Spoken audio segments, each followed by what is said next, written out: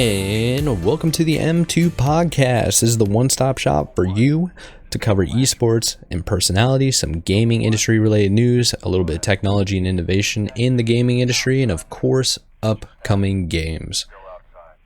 I am your host, Mad Mike, and this is episode 12. We have quite a bit of a show for you.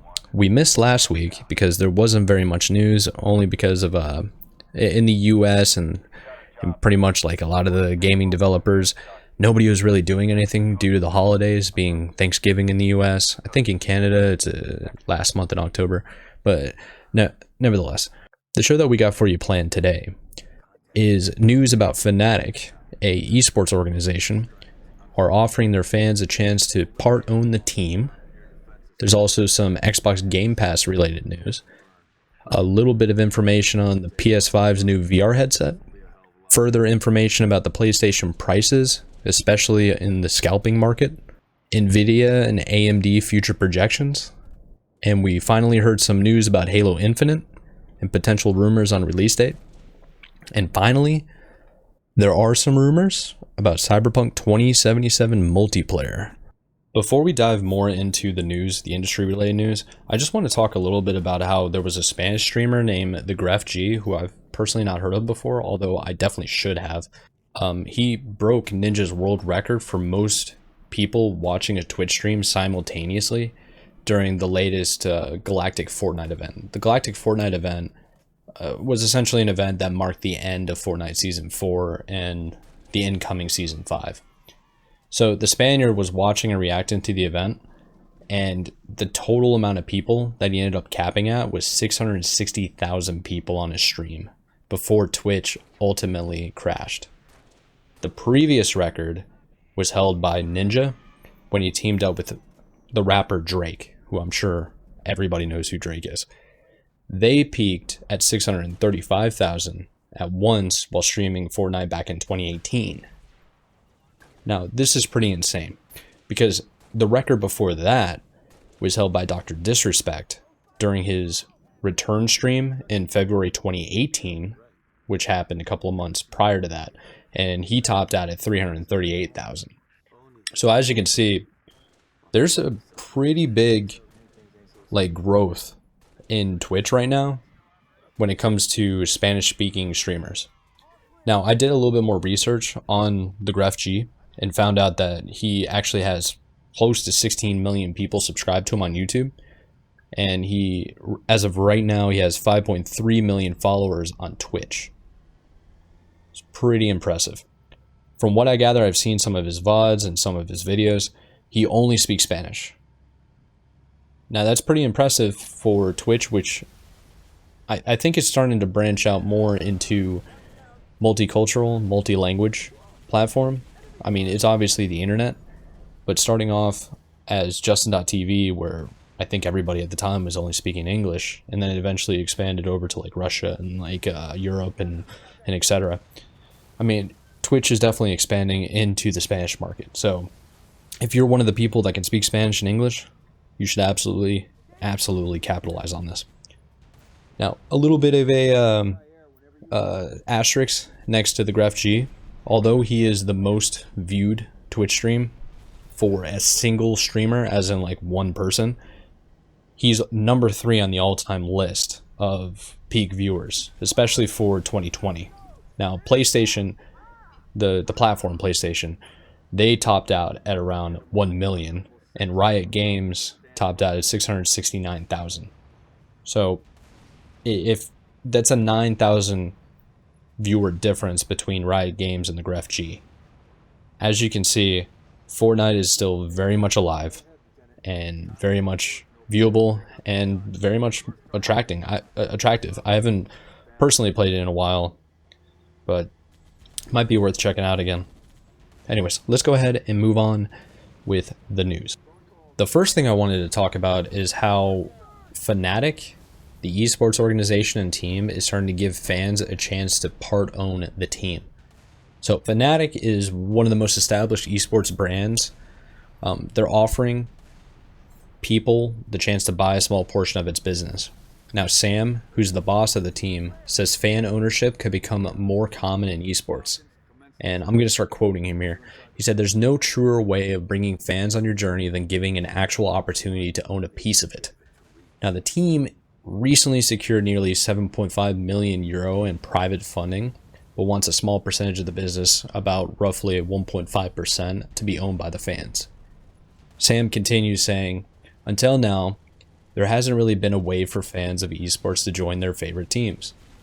It's only been available to very rich individuals or institutional investors. This is definitely not about getting an extra cash injection. It's about the 3,500 people so far who've come along to invest." He continues saying that this is a democratizing access. We want to give them a place to voice their opinion, give a transparent view into what we're doing and where we're going and why. Fan ownership typically isn't far from the norm in traditional sports. In Germany, there are rules that football ownership require teams to be owned either fully or partly by fans. In England, there are some lower league football clubs that are partly owned by the fans. There are no Premier League clubs at the moment that are owned by the fans. The Green Bay Packers, for example, in the NFL in the USA, are entirely owned by the fans. Now, Sam, who's the boss of Fnatic, thinks that esports will benefit by offering people a chance to do the same, even if it is only a small portion of the overall structure of the team. In this interview, he continues, "I think one of the things that a lot of companies or teams get wrong is not asking often enough. What does the community actually want? Recently, we had a big change in our League of Legends roster, and our fans were disgruntled. They were upset. So we opened the doors and let them ask us anything about why and how it happened. Afterwards, they were thanking us for being transparent, and so we want to give them that all year round." Now, I find that really a really interesting concept. There's a strong belief that I think I'm starting to develop, where if you give people the time to truly explain themselves, because sometimes people just want to be heard and understood. So I think what Sam's doing here is a very intelligent move. When he has a fan base that's really disgruntled about the decisions that they're making, give the fans a moment to be heard and feel like they're listened to.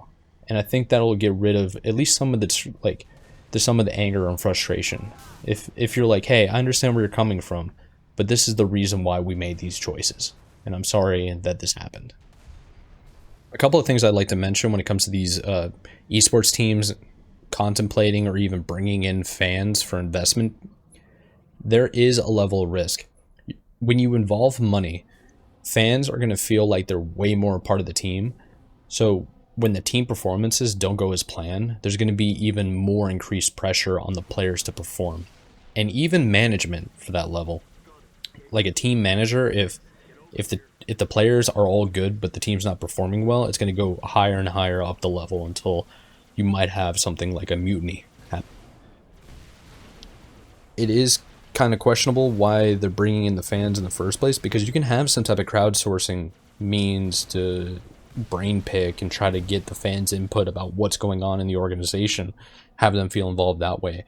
But to open up the doors for investment, I think you're going to be bringing in a lot of risk. I'm not going to say it's going to be cons or negatives, but it's definitely going to be some form of risk.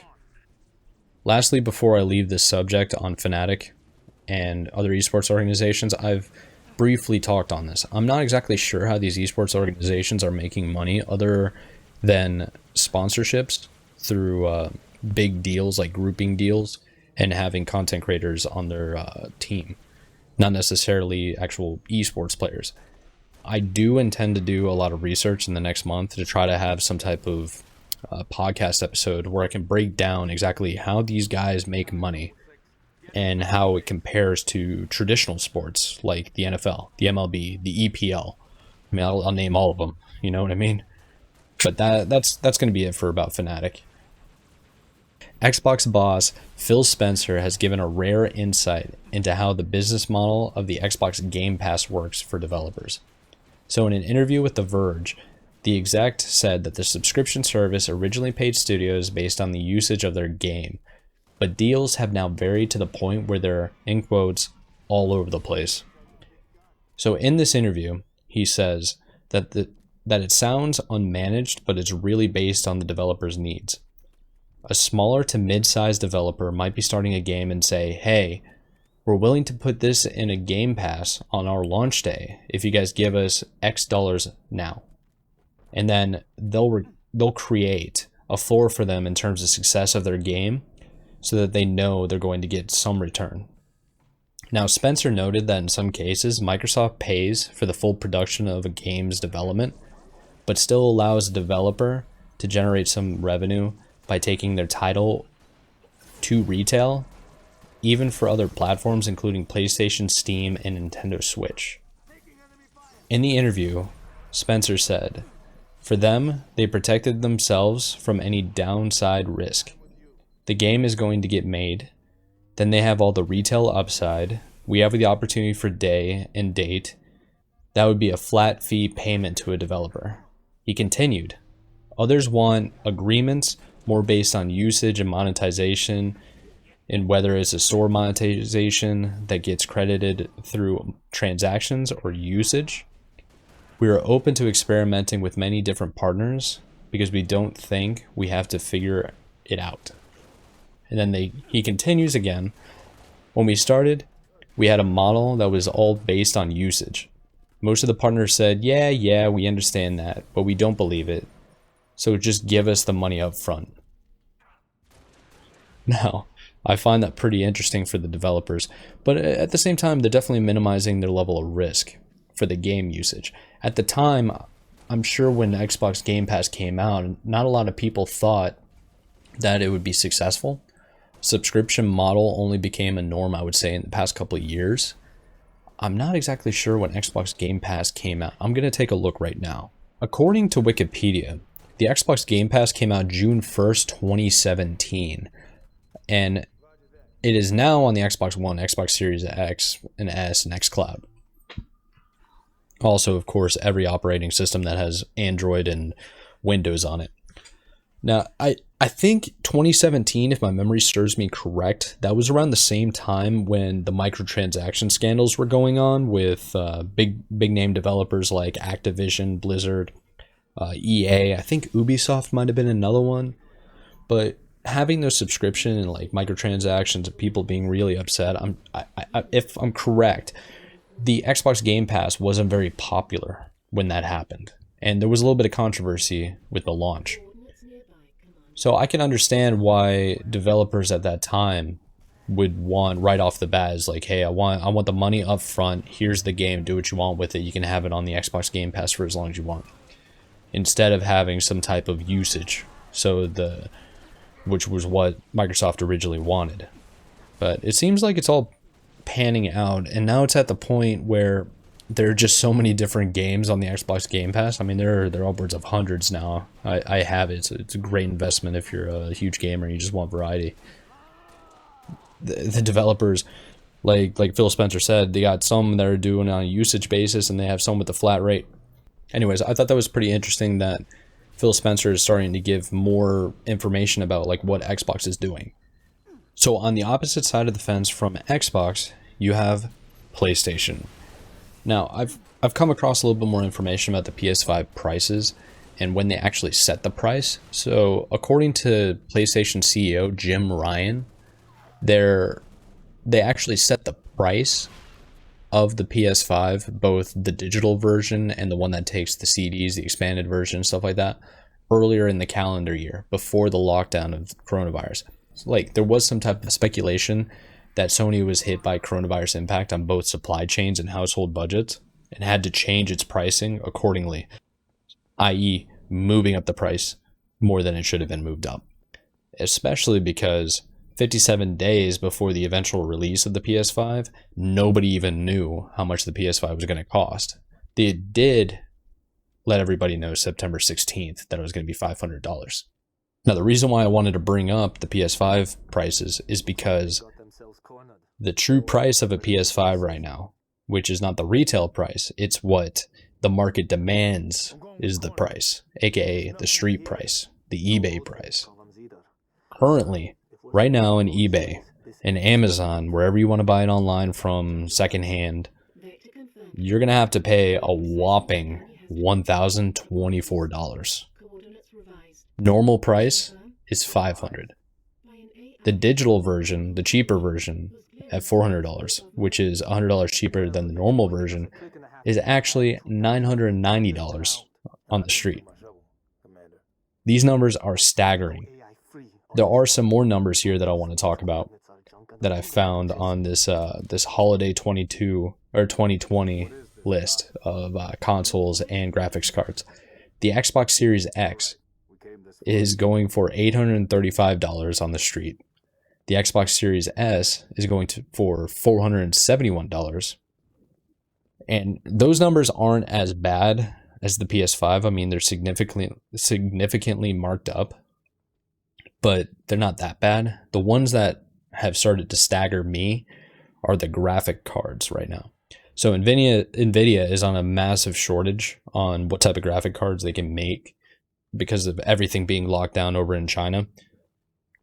In the NVIDIA RTX 3090 graphics card, pretty much top tier graphics card that you can possibly buy right now based on performance and everything you need for gaming, is a $1,500 graphics card, normally retail price.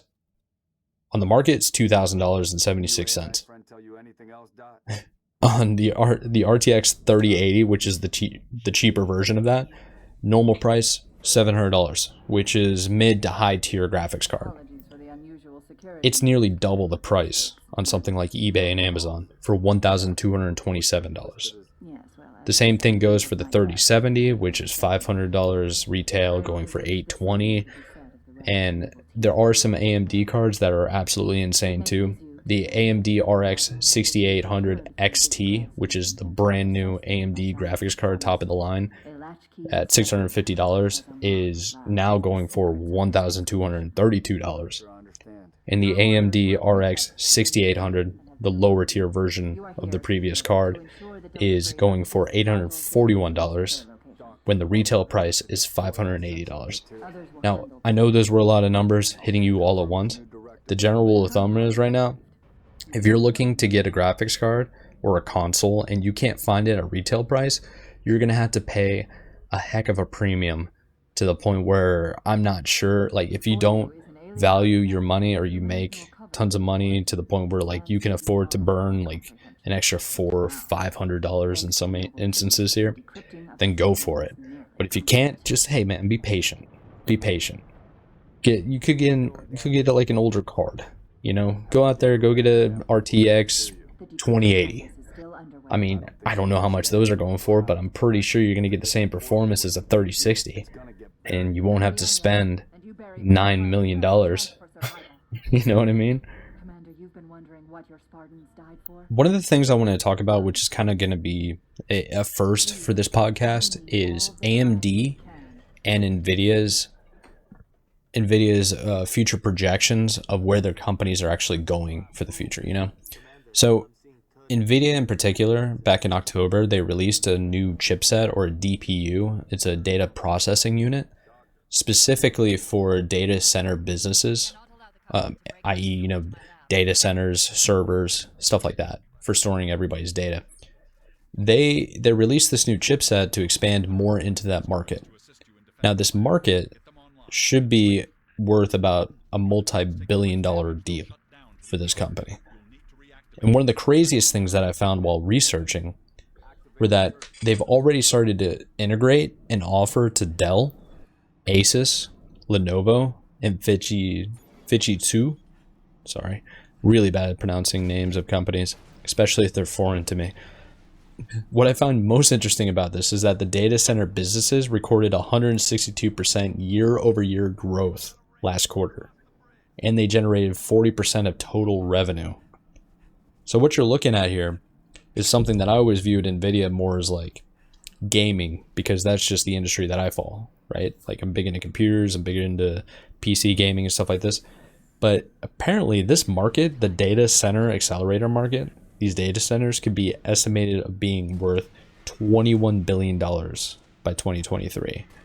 And NVIDIA making these huge strides into this type of market is really good for them. And it's definitely something to keep an eye on if you're somebody that is looking for investment opportunities and you want to see what NVIDIA's been up to for stocks. I mean, right now, NVIDIA stock, for example, has gone up 0.36% for the day, which isn't much, to be honest. But a share price is $544.27. Heck of a number. It's huge. And with these new reports coming out that they're going to be making these huge dives into this new emerging market, I mean, it seems like they can only go up from here. Moving away from the traditional GPU market of NVIDIA, you have AMD. Now, AMD's major competitor being Intel, and most recently, at least for the past, I would argue, year and a half, maybe extend it 2 years now that it's December, of AMD pushing out CPUs that are cheaper and have more cores and more thread than their Intel counterparts. So more power for workstations, not necessarily gaming, but definitely some high performance workload computers. Now, AMD is also making huge strides and going out and purchasing small computing solution designer programs, or companies rather, so that they can make their products even cheaper. And there are reports that they're expecting to earn 22 billion revenue in 2025 for a staggering 232% growth since 2019, which I'm starting to believe is 100% possible. Between AMD and NVIDIA, they're both succeeding so rapidly and just keep getting more and more wins that it's hard to believe that they won't fail at this point. They just keep making smart decisions. Of course, for legal reasons, I am not an expert. I personally do not have any investments in any of the companies I have spoken about. Only that I'm very interested in learning and trying to figure out if this is something that I would actually want to invest in. So I'm genuinely curious. I've looked up some more stocks. There are household names: Intel, NVIDIA, and Texas Instruments, which I'm sure most people know. For example, Intel, they are down right now, negative 3.43%. NVIDIA is up 0.36%, and Texas Instruments is down 0.14%. Of course, being down less than 0.5%, that's not that big of a deal. Or being up 0.5% isn't that much big of a deal. But these share prices are astronomical. They're huge. NVIDIA right now is $545. Texas Instruments is $167. And Intel, because it's a much older company, I'm assuming, much more shares, much more diversification, blah, blah, blah, blah, blah, is $50 a share. So do what you will with this information. I just find it pretty interesting to see who's winning and who's losing in the war of the hardware. Moving on to something that I am quite excited about is Halo Infinite. We might have gotten a little bit of a sneak peek, kind of a slip up. Hopefully we got the date right. We'll find out. I mean, obviously time will tell. The game has to be released eventually, right? They're not going to hold it against us. My guess, for the record, I believe I've actually said this on the podcast, I think that Halo Infinite is going to be launched and released in March, probably late March. That's just a gut feeling. I don't have a lot to back it up. It's really just they were supposed to be ready for November. They weren't. They said they had to postpone it, and I had to think to myself, how long does it take for engineers to get the job done when they were supposed to finish it then?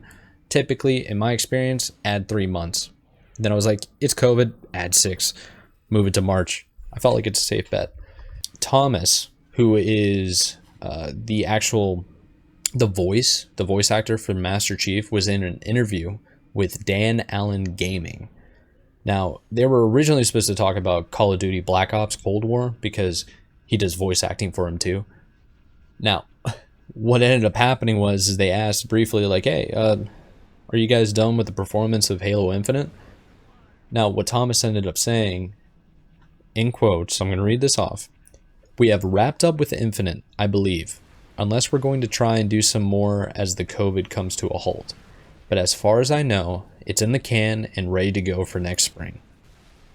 Next spring, USA? Ladies and gentlemen, that is March 20th. I believe is the start of spring. I'm going to go ahead and play the direct quote from Bruce Thomas, the actor that portrays the Master Chief during this interview. Here you go. How's that experience? I still do. I started Halo 4, did Halo 5 as well, and we have wrapped up Infinite. I believe, unless we're going to try to, unless we're going to try to do some more as the COVID comes to a halt. But yeah, as far as I know, it's in the can. I'm ready to go for next spring. I hope he slipped up and he told the truth right there, because it'd be really cool for it to come out in spring. I mean, I know people were probably thinking like, hey, let's get like late winter, try to get it going in February would be all right. But I mean, the way I see it, just don't rush the game. Make sure it works, make sure it's proper, and everybody's happy. It's going to be a free-to-play game. There will be some form of transactions, like microtransactions, to entice people to fund the game and the production of the game. But please, baby, launch. Give me the game. I'm excited for it. It's good news to hear. The final bit of news that I want to talk about as I adjust myself in my seat, because I'm excited. Cyberpunk 2077 multiplayer unfortunately will not be available for the game's release this month. The game officially releases December 10th. Now, there was some more information that CD Projekt Red hinted at for this multiplayer edition, okay? This is why I'm excited.